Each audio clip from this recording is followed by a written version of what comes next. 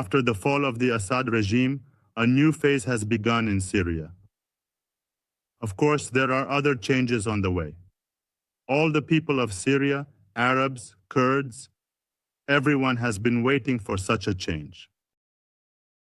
The situation is still unclear.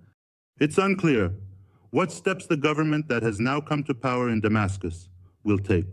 Their statements are positive, but they are under pressure from Turkey to take action against the areas under our control in Rojava in northern and northeastern Syria. There are many disagreements as well. Disagreement with Abu Muhammad al-Julani or Ahmad al-Shar or someone else. Now the disagreements are in this way. On the one hand, the Turkish government wants them to attack the Syrian democratic forces and our self-governing government. On the other hand, the international community, including the US, the UK, and France, is urging the rulers in Damascus to engage in dialogue with us, to resolve the differences, so that the Kurds have rights in the new constitution. Has there been a meeting between you and Ahmad Shah? How many times? No, yes, he stayed there, that Ayman. The coordination that Amir is... I myself went to Damascus once.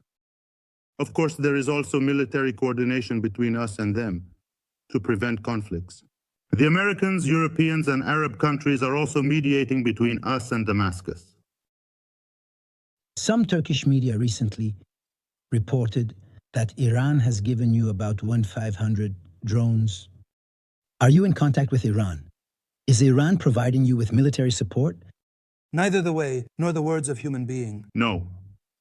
We have neither a public nor a secret relationship with Iran.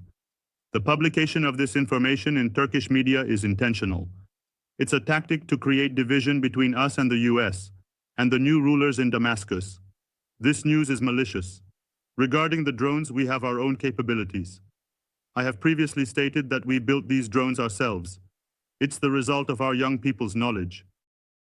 I know that the Israeli foreign minister and Ilham Ahmed, your foreign policy representative in this region, have spoken on the phone.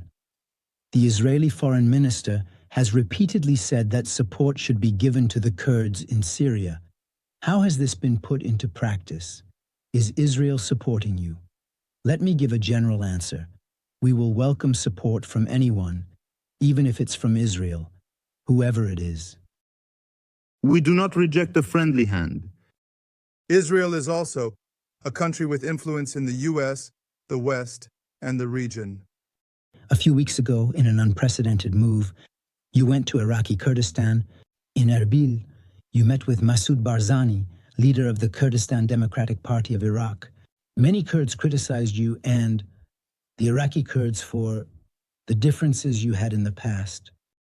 Sometimes you even cross the borders and close them together so that there is a will to improve the relationship between you and the Kurdistan regional government. The main reason for this meeting was the recent fundamental changes in Syria. Rojava has changed a lot. If the Kurds are not united and all in one, our achievements will be jeopardized.